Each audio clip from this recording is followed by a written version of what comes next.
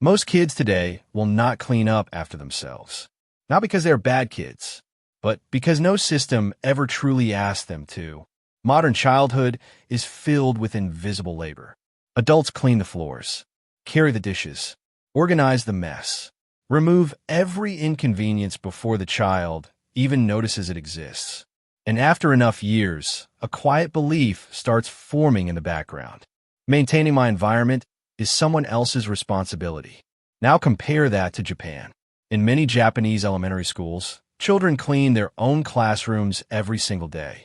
They wipe desks, sweep floors, scrub hallways, sometimes even clean toilets. Then they serve lunch to classmates before eating together. No reward charts, no speeches about character, no constant supervision, just routine, calm, expected, normal. And that creates a very uncomfortable question. If children are capable of this level of responsibility in one system, what exactly is preventing it in another? Because this is not really about cleaning. It is about what education quietly trains a child to believe about responsibility. Most people think entitlement is a personality problem. Spoiled kids, weak parenting, bad attitudes. But that explanation is too shallow. When the same behaviors appear across entire generations, the issue is no longer individual. It is structural. Children learn through repetition, through systems, through daily patterns. If a child constantly walks into clean spaces they never helped maintain, eats meals they never helped prepare, and leaves messes that silently disappear overnight, the brain starts building one hidden assumption. My role is to consume. Someone else's role is to maintain. And once that belief settles in, it changes how a person relates to effort itself. This is why entitlement often shows up in places people do not expect. Complaining about basic responsibilities, resistance to discomfort, frustration the moment convenience disappears. These behaviors are not random. They are learned expectations colliding with reality. Researchers from Stanford and the University of California have repeatedly found connections between consistent household responsibility in childhood and stronger long-term empathy, self-regulation, and social awareness later in life. Not because chores magically create better children, because repeated contribution changes identity. And this is where Japan made a very different decision from many modern systems. Instead of removing responsibility to make childhood easier, Japanese schools built responsibility directly into daily life. There's even a word for it, Osouji, the daily cleaning routine practiced in Japanese schools. But the important part is not the cleaning itself. It is what the ritual teaches without speaking. Most Western schools quietly teach one message. Arrive, consume information, leave, someone else handles the rest. The floors are cleaned after school.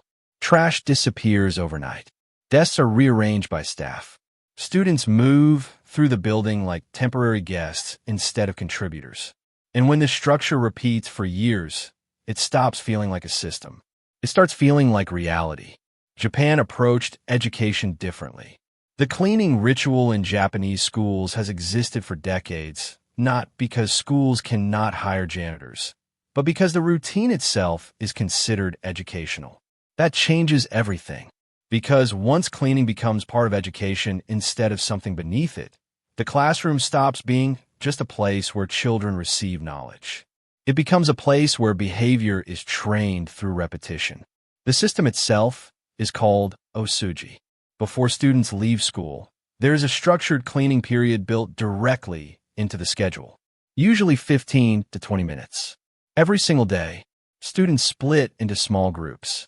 One team cleans hallways, another wipes desks, another sweeps floors, some clean bathrooms. And inside this routine are deeper principles operating quietly in the background. Point one of them is Soji no Kokoro, the spirit of cleaning. The idea is simple. The way you treat shared spaces reflects the way you think about the people around you. Cleaning is not viewed as low-status work. It is viewed as visible respect for the community. In Japanese schools, the highest-performing student and the struggling student may clean side by side. Responsibility is shared equally. That matters more than most people realize. Because when children grow up in systems where some people always serve while others only consume, hierarchy quietly enters the child's thinking early. Osouji interrupts that pattern before it fully forms. And over time, something powerful starts happening psychologically. A child who cleans a space regularly begins to feel connected to that space differently. The classroom stops feeling temporary. It starts feeling personal. People naturally protect what they help maintain. This is why students in these systems often require less supervision over time. Responsibility is no longer external. It becomes internal. Many modern systems rely heavily on monitoring. Cameras, rules, endless reminders. But genuine discipline appears when standards continue even after authority disappears. That is exactly what Osouji trains. And there's another layer most people overlook completely. Shared consequence awareness. If one student ignores their responsibility, the whole group feels the effect. The task becomes harder for everyone else. This quietly teaches interdependence without lectures about teamwork. Then comes perhaps the most uncomfortable part of the system: ego reduction through service. Cleaning shared bathrooms is not glamorous. Wiping floors after classmates leave is not exciting. But that is exactly why it matters. The child learns that contribution is not tied to status. And over years, that produces a very different relationship with effort. This is why entitlement struggles to survive inside environments where contribution is visible, expected, and repeated daily. Because entitlement feeds on separation from responsibility. Japan understood this decades ago. Instead of waiting until adulthood to teach discipline after bad habits formed, they built responsibility directly into childhood environments from the beginning. And the important part is this: you do not need a Japanese school system to apply the principles behind it. The first principle is simple. Assign responsibility. Do not negotiate every responsibility endlessly. Many parents accidentally turn contribution into a debate. Can you help clean your room? Do you feel like helping today? Over time, the child learns responsibility is optional if emotions are strong enough. Japanese systems approach this differently. Responsibilities are built into structure, quietly, consistently, without daily negotiation. Another important principle: achievement does not cancel contribution. Good grades should not excuse a child from helping maintain shared spaces. In many Japanese schools, high-performing students still clean the same floors as everyone else. That equality prevents status from separating people from responsibility. And another powerful rule: clean alongside children, not above them. When adults participate calmly beside children, the message changes completely. Shared environments are everyone's responsibility. And finally, stop correcting every imperfect effort. An imperfect task completed independently builds more discipline than a perfect task completed through dependence. Because repetition matters more than perfection.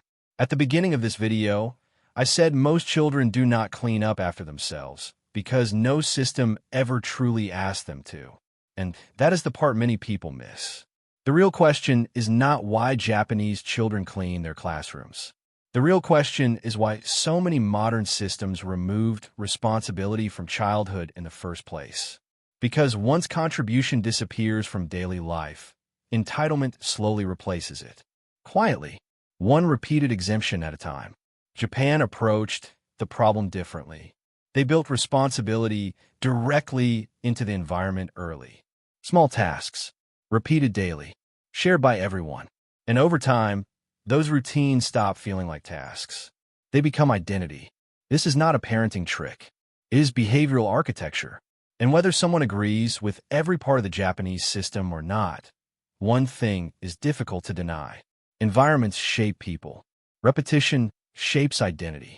And children usually rise or fall to the standards their systems quietly normalize around them. Subscribe for more systems built around discipline over distraction.